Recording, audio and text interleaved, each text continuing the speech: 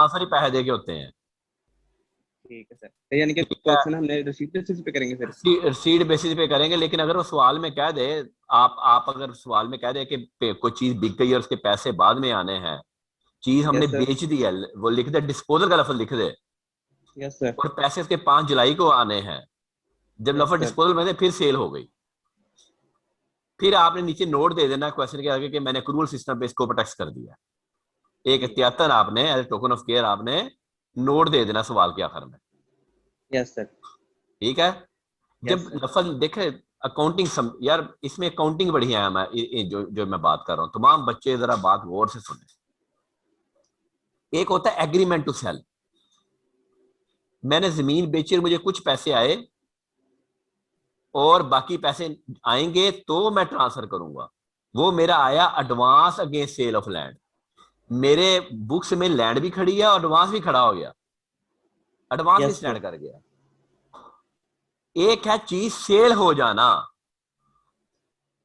Assume कर लें कि मैंने पेंटिंग बेच दी, वो लफ्ज लिख दे कि sold out the painting for rupees 5 million, out of which the 1 million is receivable, वो मेरा डेटर बन गया, वो मेरा एडवांस ही रहा। Yes sir. फिर मैं सेल बुक करूंगा। अगर मैं कहूंगा कि एग्रीमेंट टू सेल है, तो फिर मैं सेल बुक नहीं करूंगा।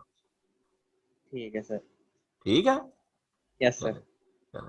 सर, सर हाँ और जी हमने जी, पढ़ा था नेक्स्ट। कल, सर हमने कल पढ़ा था कि लिक्विडेशन जब कंपनी होगी, लिक्विडेट होगी, तो वो एसेट्स वगैरह दे सकती है। सर अगर वो dividend in kind they they, sir उस केस में भी हम ट्रांसफर की डेट की फेयर मार्केट वैल्यू लेंगे? हाँ जी, वो भी फेयर मार्केट वैल्यू लेंगे। ठीक है सर। बिल्कुल सर फेयर अगर, मार्केट सर वैल्यू। अगर बोल। मिस्टर ए ने अपने सिस्टर्स को शेयर्स दिए हैं, तो हम्म। मिस्टर ए की बुक में कोई काउंटिंग होगी इसकी, क्योंकि सिर्फ फ्री ऑफ कॉस्ट दिए हैं, वो free free of of disposal हो जाएगा बस, जीरो पे। जीरो पे। सर इसकी यानी कि लॉस वगैरह तो नहीं इस तरह करेंगे कोई नहीं ट्रीटमेंट नहीं नहीं वगैरह? नहीं नहीं, बस उसको बस वो खत्म कर देंगे वहीं से। ठीक है सर।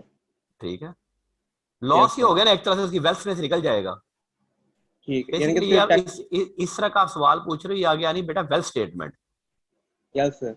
अगले चैप्टर में, हम वहां जाके इस तरह की चीज डिस्कस करेंगे। ठीक है। यस। अगर, सर मिस्टर ए की जो सिस्टर है उसने जरूर।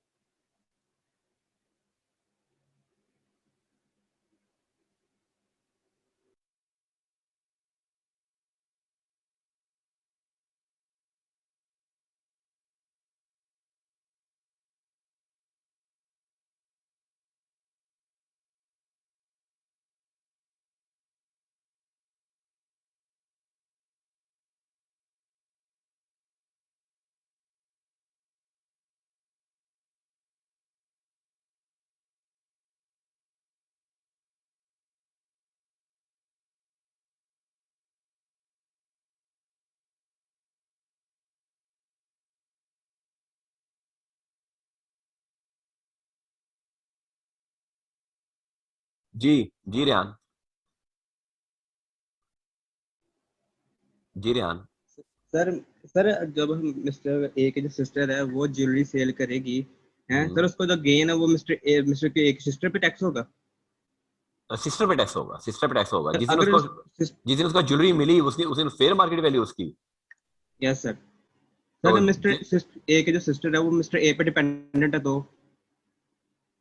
डिपेंडेंट नहीं, डिपेंडेंट का कोई रोला नहीं है, जब वो मेजर है तो वो फिर मेजर है, ठीक है उसका फिर सर। अपना टैक्स जाएगा।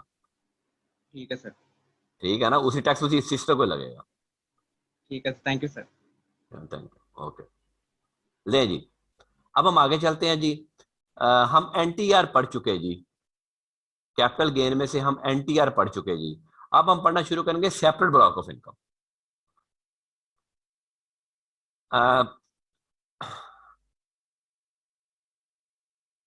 जनाब ये जो है ना आपके shares of the public company, vouchers of the Pakistan telecommunication corporation, any instrument of redeemable capital, मुदारबा सर्टिफिकेट्स, इनका सेपरेट टैक्स ट्रीटमेंट है। इनका क्या है? सेपरेट टैक्स ट्रीटमेंट है। सेपरेट टैक्स ट्रीटमेंट का मतलब इनका सेपरेट ब्लॉक ऑफ इनकम है बेटा, यहां पे लिख लें, सेपरेट ब्लॉक ऑफ इनकम है। जिस तरह इनकम प्रॉपर्टी का सेपरेट ब्लॉक नहीं बनाया था, एनटीआर का सवाल हम पहले खत्म कर लेते हैं और उसके बाद हम सेपरेट ब्लॉक का सवाल अलग करते हैं।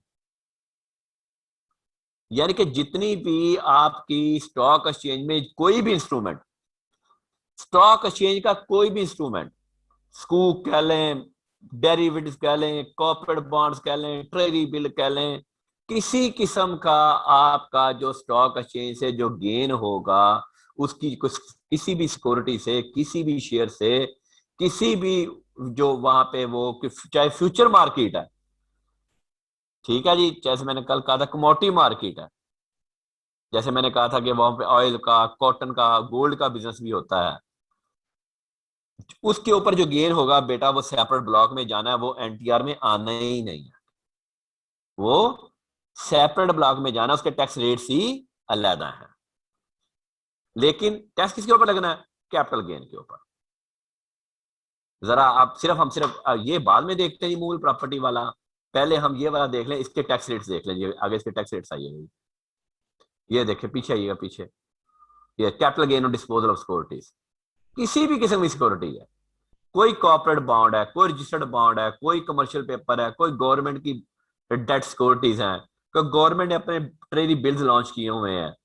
गवर्नमेंट का भी ये तरीकाकार है ना कि गवर्नमेंट भी आपको कोई ट्रेजरी बिल्स देती है, उसके अगेंस्ट आपसे पैसा ले लेती है, ठीक है। जैसे अब गवर्नमेंट ने आजकल वो भी किया हुआ है फॉरेन नेशंस के ऊपर भी, कि आप इन्वेस्टमेंट करें, हम आपको अच्छा रेट ऑफ रिटर्न देंगे। वहां लोगों ने in shape of dollars invest करें। वो गवर्नमेंट ने क्यों किया? वो गवर्नमेंट को भाईजान डॉलर्स आएंगे, किस उसके ऊपर जो भी गेन होगा बेटा, ठीक है, that will be treated as a separate block of income.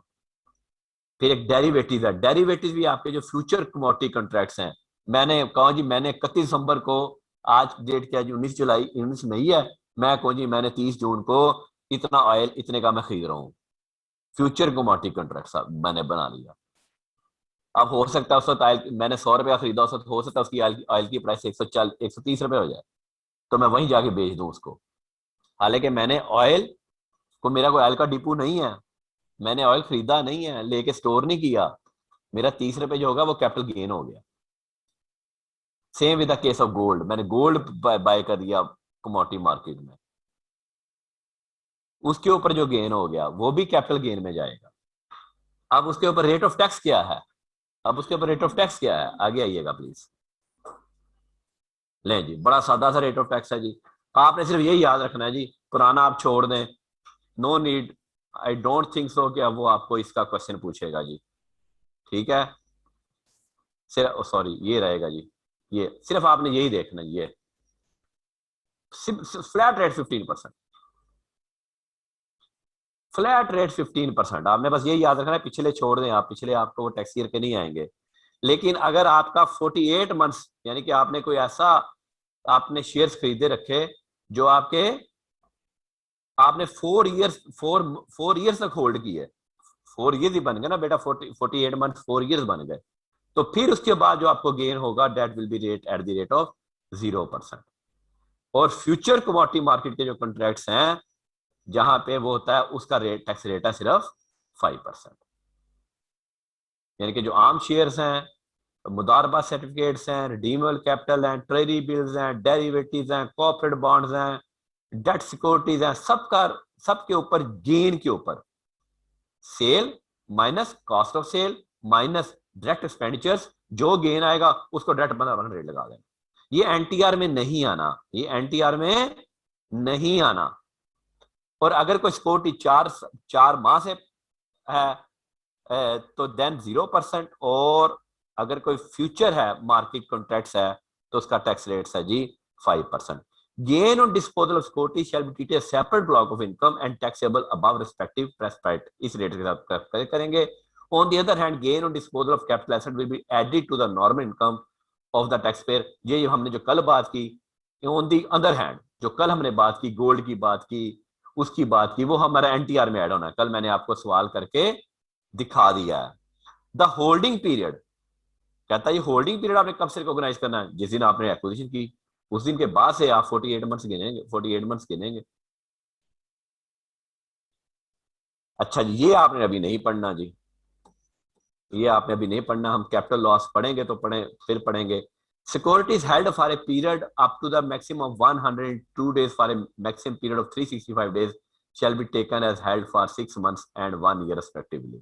उसने ब्रेकअप करके दे दिया कि जी ये एक्चुअली पिछले सालों से रिलेट करता है, क्योंकि अब तो वैसे फ्लैट उसने 15% कर दिया है, लेकिन फिर भी उसने साल को कहा कि 365 दिन आपने रखने हैं। Capital gain on disposal of any security shall be computed on the basis of FIFO inventory. FIFO आप समझते हैं कि मैंने शेयर 100 शेयर पहले खरीदे, 100 शेयर मैंने जुलाई में खरीदे, 200 शेयर मैंने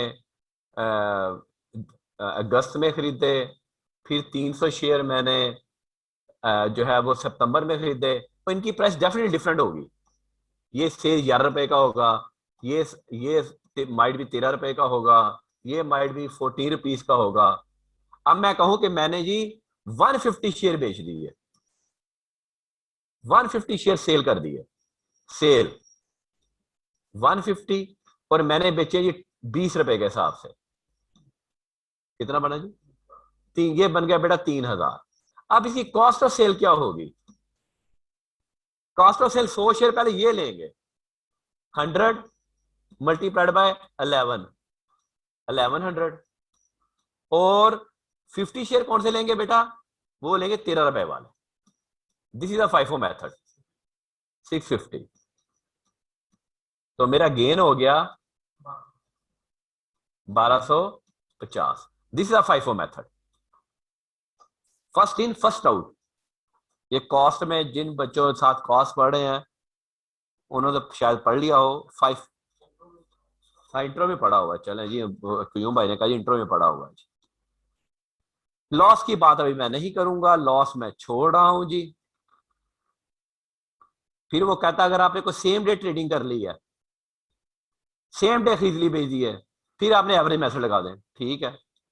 मैंने बहुत सारे शेयर सुबह खरीदे, फिर दोपहर को खरीदे, फिर शाम को खरीदे। ये तीनों शेयर सुबह को खरीदे 11 रुपए का था, दोपहर को खरीदे 13 रुपए का था, शाम को खरीदे 14 रुपए का था। तो फिर मैं क्या करूंगा बेटा?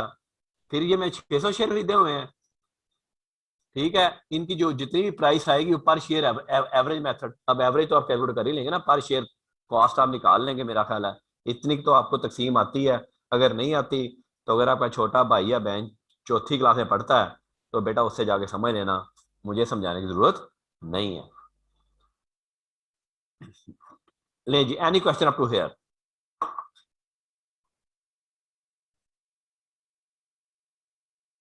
Any question up to here? जी शमसुद्दौला। सर ये जो लिखा हुआ है डिस्पोजल ऑफ एनी सिक्योरिटी, ये जो पीछे सिक्योरिटी की 5-6 सुर्खियां बनी हुई हैं, उन सब पे ये रूल अप्लाई होना है? सब पे रूल अप्लाई होता है, हर सिक्योरिटी पे रूल अप्लाई होता है। सिर्फ डिफरेंशिएट क्या है बेटा? फ्यूचर मर्केंटाइल गुड्स के ऊपर जो है उसका 5% है, गुड्स के अलावा सारा 15 है। और सर एक और जो डिफरेंस ये उन्होंने बताया नीचे एवरेज वाला, ये किस बेस पे है कि जो सारे शेयर्स उसने परचेज किए हैं वो एक दिन खरीद लें? Yes sir. ठीक है जी। हसन गुल।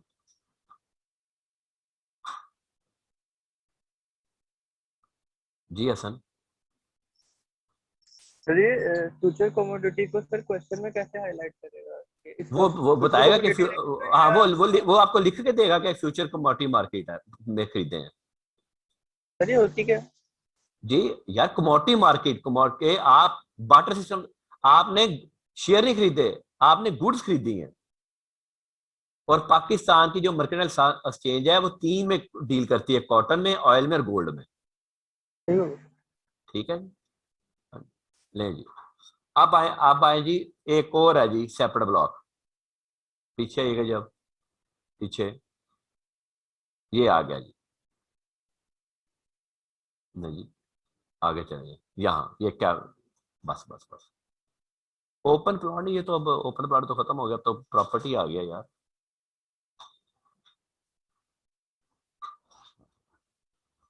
अच्छा जी, ये कोई नहीं है जी, ये अब इमूवेबल प्रॉपर्टी कर दें यहां पे लफ्ज इमूवेबल प्रॉपर्टी।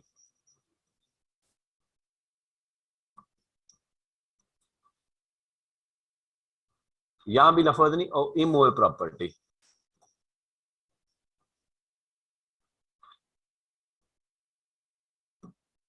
नहीं जी, अब आप इमूवेबल प्रॉपर्टी बेचेंगे तो वो भी जनाब कैपिटल गेन में आएगी। अच्छा, ये भी जरा बात समझिएगा।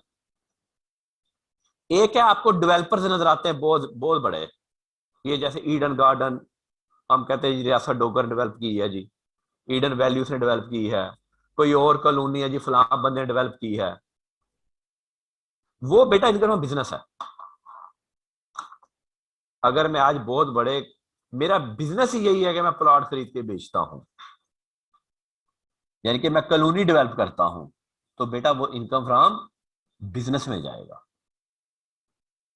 ये है कि जैसे कैजुअल सीट है, मैं काम तो नहीं करता, मैंने कोई एक आध प्लॉट लिया, कोई साल बाद बेच लिया, 2 साल बाद बेच लिया, जाती प्लॉट लिया, not for the purpose of business. ठीक है, तो that will B tax under the head capital gain. ठीक है, that will be held under the head capital gain. ये जहां भी लफज इमूवेबल प्रॉपर्टी बस रह जाएगा, इमूवेबल प्रॉपर्टी रह जाएगा हर जगह लफज। ये पिछले साल डिफरेंशिएट था, वो कहीं नोट्स में थोड़ा सा रह गया है, तो हर जगह इमूवेबल प्रॉपर्टी अब उन्होंने एक ही कर दिया। नीचे भी आप देखेंगे तो अब कहता है जी गेन आप कैसे निकाल लेंगे, लफज बात फिर वही आनी है कि गेन आप कैसे निकाल लेंगे। गेन सेल 100 रुपए की, उसकी जो कॉस्ट है वो है जी 70 रुपए की, उसके ऊपर कोई डायरेक्ट एक्सपेंडिचर है से 2 रुपए का, तो आपका 28 रुपए गेन आ गया। इस गेन को कैसे टैक्स करना है, इस गेन को कैसे टैक्स करना है। कहता जी where the holding period of immovable property does not exceed 1 year. अगर आप एक साल के दौरान ही खरीद के बेच देते हैं तो ये गेन को कोई आपने लेस नहीं करना, जितना 28 रुपए रहेगा। Way the holding period exceed 1 year but not does not exceed 2 years. तो कहता है गेन को जरब दे दें 3/4 से, यानी कि कितना गेन रह गया, 75% गेन रह गया। ये टैक्सेबल गेन की बात हो रही है। 25% गेन एग्जाम्प्ट हो गया, 75% टैक्सेबल हो गया, 25% एग्जाम्प्ट हो गया। अगर आपका 2 ईयर ज्यादा और 3 ईयर्स से नहीं बढ़ता तो भाई जान आपका गेन 50% एग्जाम्प्ट हो गया, 50% टैक्सेबल हो गया। और अगर आपका होल्डिंग पीरियड एक्सीड 3 ईयर्स है बट डजंट एक्सीड 4 ईयर्स है, तो आपका 25% गेन टैक्सेबल है, 75% एग्जाम्प्ट है। अगर आपका 4 साल से ज्यादा है तो टोटल गेन एग्जाम्प्ट है जी, 100% गेन एग्जाम्प्ट है।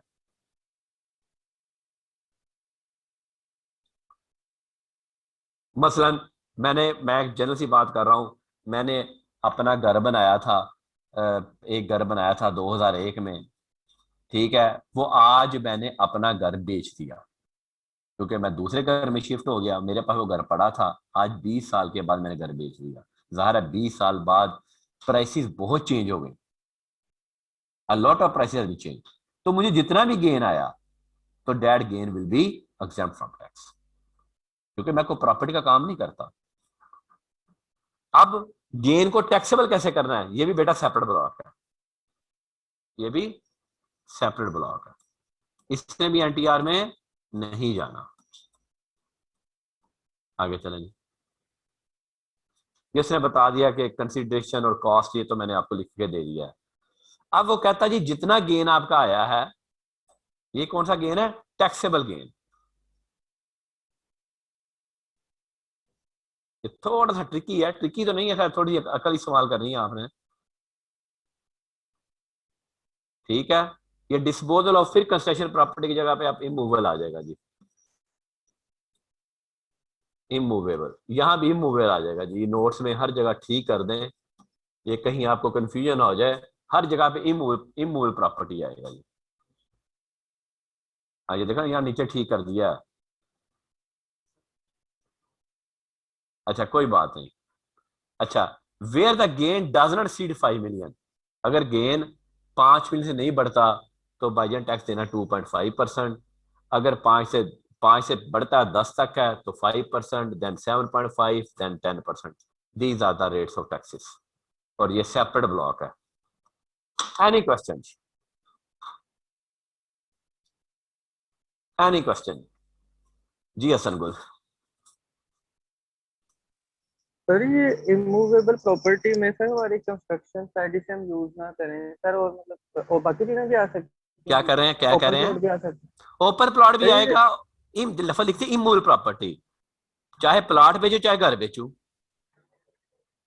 और सर कोई प्लांट वगैरह हो, मशीनरी हो, लेकिन हमने बिजनेस के लिए यूज ना किया हो, वेयर हाउस हो, तो सर वो उसकी सेल परचेज यार वेयर वगैरह हाउस भी तो या फिर प्रॉपर्टी हो फंड। गया ना। और भाईजान वेयर हाउस भी तो प्रॉपर्टी हो गया। सही सर। सर अगर बिजनेस में यूज हो रहा हो। वो इनकम बिजनेस में जाएगा, वो यहाँ नहीं आएगा, कैपिटल गेन में नहीं आएगा। नहीं सर, मतलब वेयर हाउस में से हम लोगों ने सेल कर दिया, लेकिन सर वो। भाईजान मेरी मेरी मेरी बात सुने, मेरी बात सुने, मैंने एक बिजनेस के लिए फैक्ट्री बिल्डिंग बनाई, ठीक है? कैसे? और फैक्ट्री बिल्डिंग ओपन एयर तो नहीं लगी हुई ना, किसी हॉल शॉल में लगी हुई है। कैसे? मैंने 4 साल फैक्ट्री चलाई, 5 साल फैक्ट्री चलाई, उसके बाद मैंने वो लैंड एंड बिल्डिंग बेची, ठीक है? वो बेटा इनकम बिजनेस में जाके ग्रुप होगा। सर वो बेचना हमारा बिजनेस तो नहीं है। जी बिजनेस नहीं है, लेकिन इनकम बिजनेस में जाएगा। मैं आप वहां जब इनकम बिजनेस पढ़ाऊंगा तो वहां मैं बात डिस्कस करूंगा ना, क्या क्या करना है, ठीक है ना? वहां टैक्स ट्रीटमेंट थोड़ी सी डिफरेंट है, वहां डेप्रिसिएशन आपको लो होती है बिल्डिंग के ऊपर। सर याद आ गया कि मतलब इस पर तो हमें डेप्रिसिएशन अलाउ हो जाती है, बिना हाँ जी, उधर डेप्रिसिएशन लो डेप्रिसिएशन होती है ना, अलाउ यहाँ होती तो है। डेप्रिसिएशन है ही नहीं है। ठीक है सर। ठीक है, ओके। जी जनाब, एनी अदर क्वेश्चन जी? Any other question? तो 3 तरह के हमने बेसिकली टैक्सेशन डिस्कस कर ली है। एनटीआर भी है, और 2 सेपरेट ब्लॉक है कैपिटल गेन के अंदर। एनटीआर कौन कौन सा है? Shares of private company NTR है, गोल्ड एनटीआर है, और वो क्या है जी, antique, painting, first age cover, coin, सारा एनटीआर है। लिस्टेड कंपनी के सारे शेयर्स सेपरेट ब्लॉक है 15% के साथ। Future commodity market separate block है 5%। इमूल प्रॉपर्टी बेचें, लैंड एंड बिल्डिंग बेचें, तो भाईजान वो क्या है, वो भी सेपरेट ब्लॉक है, लेकिन उसमें गेन 4 साल बाद एग्जाम्प्ट है, 3 साल बाद 75% टैक्सेबल है, 1 साल बाद 75% टैक्सेबल है, 2 साल बाद 50% टैक्सेबल है, 3 साल बाद 25% टैक्सेबल है, 4 साल बाद एग्जाम्प्ट है। और फिर कैपिटल गेनर 5 मिलियन तक का टैक्स रेट और है, 5 से 10 और है, 10 से 15 और है, और 15 से ऊपर और है। टैक्स रेट की खैर आपको फिक्र नहीं होनी चाहिए, ये नहीं, उसने आपको ये देगा पेपर में, ये पेपर में देगा, पिछला आएंगे, ये नहीं देगा।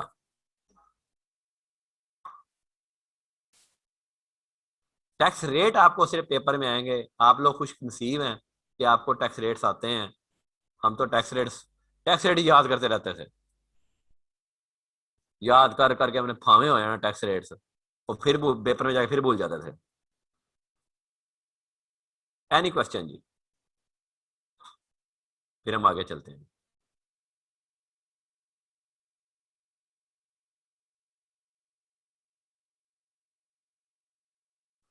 ये भी पढ़ा दिया जी, ये भी पढ़ा दिया, आगे चलें जी, ये भी पढ़ा दिया जी। कैपिटल लॉस अभी मैंने नहीं पढ़ाना, ये आगे छोड़ दें ये। लो जी प्रैक्टिस क्वेश्चन जी।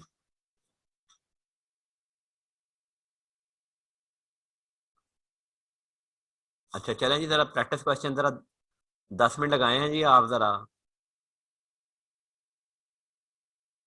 चले हम पढ़ना शुरू करते हैं प्रैक्टिस क्वेश्चन, कोई बात नहीं। ऑन अच्छा ब्रीफली एक्सप्लेन, तो यार वो पानी देना है, वो पढ़ा मेरा पानी, वो जो पढ़ा, वो पढ़ा। अच्छा कोई सवाल है तो बोल दे जी। अच्छा जी, इस तरह का सवाल बहुत आता है जी, ये जो इंडिपेंडेंट सिनेरियोज आते हैं ना, ये बहुत सवाल आता है। इस तरह का सवाल कई दफा पेपर में आता है जी, इंडिपेंडेंट सिनेरियोज। इंडिपेंडेंट सिनेरियोज का मतलब होता है हर सिनेरियो आपने अलहदा से डिस्कस करना है।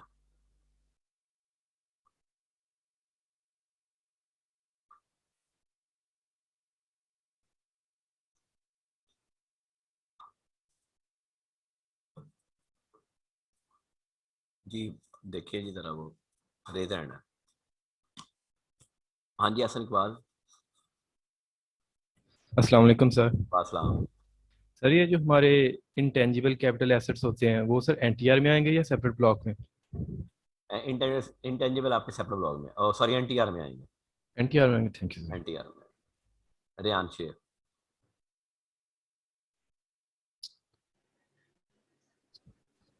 हाँ सर जी वासलाम।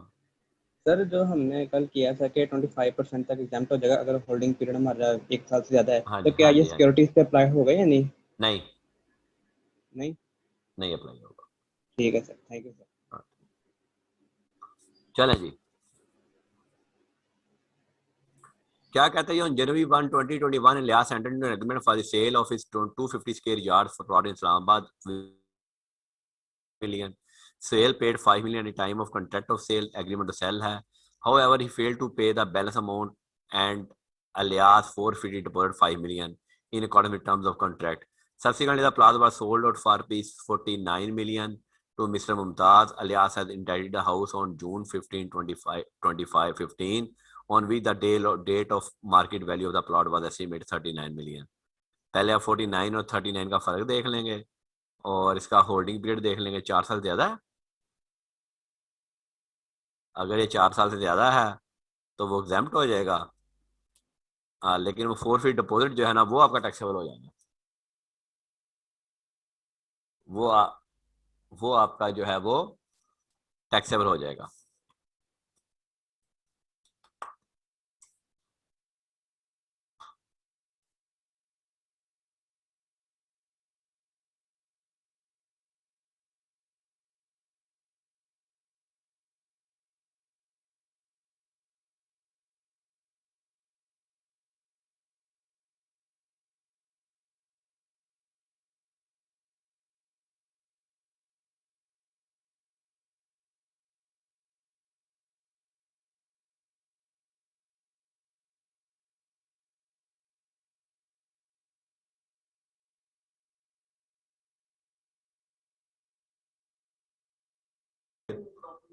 हाँ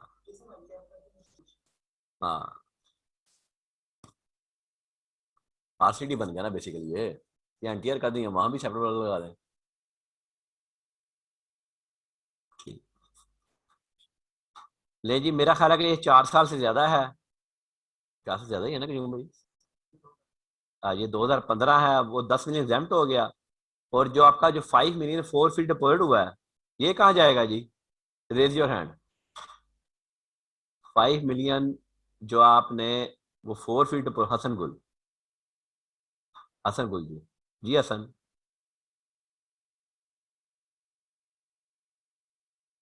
जी हसन अनम्यूट करो अपने आप को। सर वो आवाज आ रही है? हाँ जी आ रही इनकम है आ फ्रॉम रही है। प्रॉपर्टी सर, हाँ इनकम जी फ्रॉम इनका प्रॉपर्टी में इनकम जाएगा। फ्रॉम प्रॉपर्टी में जाएगा चाहे, और वहां जाके फिर क्या करेंगे इसको?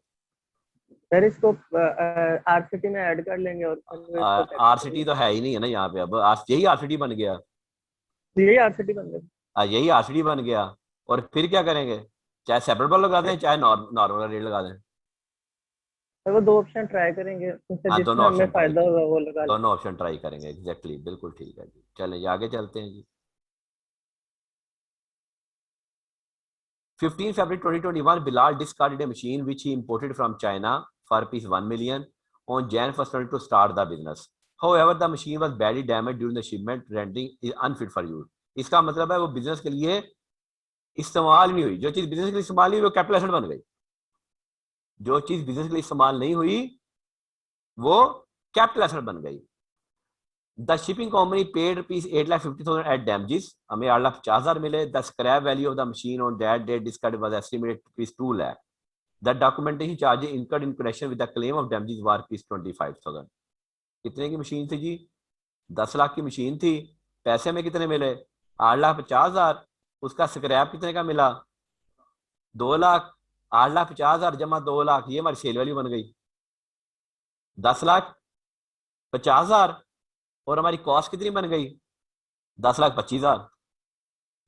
10 लाख की मशीन थी और 25,000 नीचे हमें वो डॉक्यूमेंट चार्ज डायरेक्ट एक्सपेंडिचर वो देना पड़े। तो हमारा कैपिटल गेन आ गया 25,000। Any question from hair?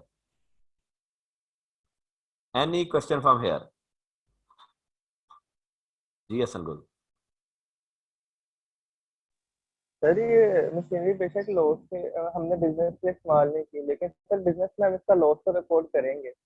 नहीं, तो बिजनेस सर में, ये बिजनेस तो यूज ही ना हुई ना रास्ते में। मेरे तो वो कहता पहुंची भी नहीं मशीन।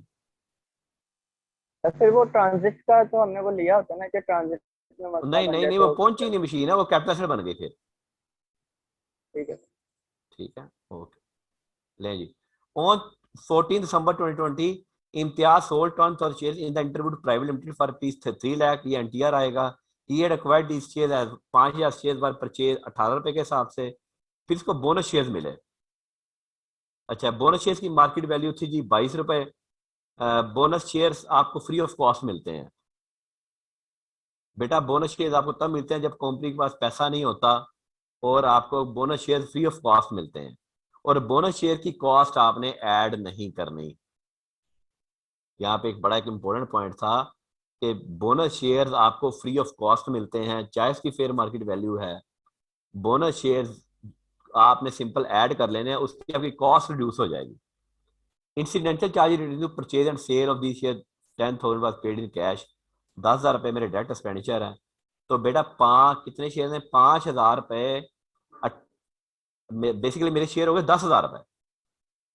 10,000 के शेयर हो गए और उसकी कॉस्ट क्या हो गई? मल्टीप्लाई 18।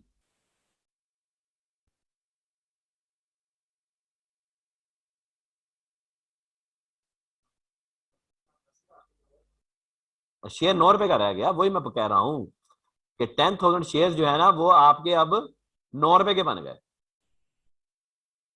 यानी 5,000 शेयर 18 रुपए के हो गए और अगले 5,000 शेयर आपको मिले मुफ्त। तो अब 10,000 शेयर कितने के होगा? 9 रुपए का हो गया। और बेचे कितने के जी? 3 लाख के। तो 10,000 शेयर और 90,000 के शेयर बन गए और 10,000 1 लाख के शेयर बन गए। 2 लाख कैपिटल गेन आ गया। 2 लाख कैपिटल गेन आ गया जी।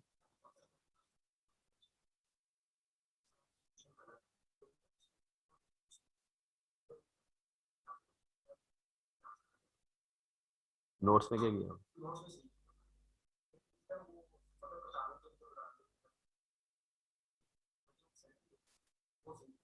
हाँ, जो आपको नोट्स मिले हैं अच्छा अच्छा, किताब में ना बेटा कुछ गलतियां हैं, तो हमने कुछ गलतियां रेक्टिफाई कर दी हैं। खैर ये गलतियां हमने आई क्या अब लिख के ही भेज दी हैं। ठीक है। हाँ, उसकी फेयर मार्केट वैल्यू आपने नहीं लेनी। आगे चलेंगे, पीछे आएंगे।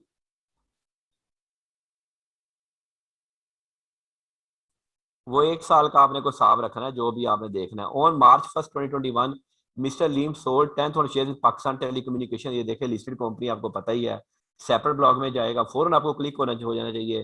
For P 3 lakh. He purchase the share on July 1, 2020। उसी साल उसने खरीदे थे for piece 2 lakh. Brokerage expensive 1,500 less हो जाएंगे। वो एक्टिव टैक्स पेयर में है। ठीक है जी, ये डिफरेंस आपका सेपरेट ब्लॉग में चला जाएगा और 15% पे टैक्स रेट हो जाएगा। आगे चलेंगे। ऑन June 15, 2021 इमरान सोल्ड इस पर्सनल कार। और पर्सनल कार पे गेन कोई टैक्सेबल नहीं है। जाती कार के ऊपर गेन कोई टैक्सेबल नहीं है क्योंकि उस कार से मैंने गवर्नमेंट को कोई नुकसान नहीं पहुंचाया। जाती फर्नीचर, जाती कार के ऊपर जाती बर्तन, सिर्फ वही टैक्सेबल है जो गवर्नमेंट लॉ ने लिख के दे दी है। क्या लिख के दे दिया है? वही वो सोना शोना, ओल्ड एज कवर वही होगा जी। Mr. Salman sold his antique watch rupees 1,50,000 in tax year 2021. The watch has been gifted by him by his mother back in 2020। बड़ी पुरानी दी हुई थी। ठीक है। फेयर मार्केट वैल्यू 2,50,000 थी जी गिफ्ट के वक्त। ये तो वैसे ही लॉस हो गया, कैपिटल लॉस हो गया ये तो।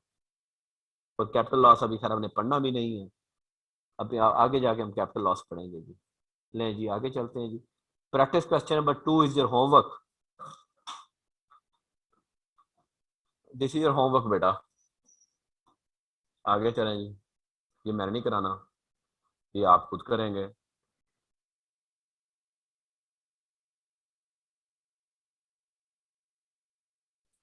ये देखें ना, इस तरह भी सवाल आता है ये कि डेट ऑफ परचेज दे दिया, डेट ऑफ सेल दे दिया, और बच्चे से देखा जाएगा वो पीरियड कैसे रिकॉग्नाइज करता है। इसमें से कोई होमवर्क में ये भी होमवर्क है आपका, आगे चलें, आप खुद भी करें कुछ।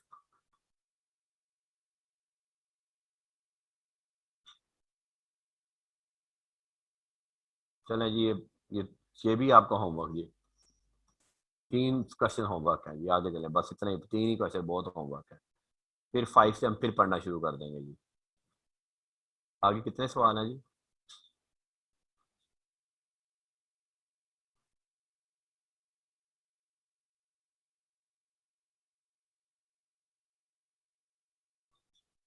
चलें जी, कल बाकी सवाल को डिस्कस करेंगे जी। ओके, थैंक यू, अल्लाह हाफिज।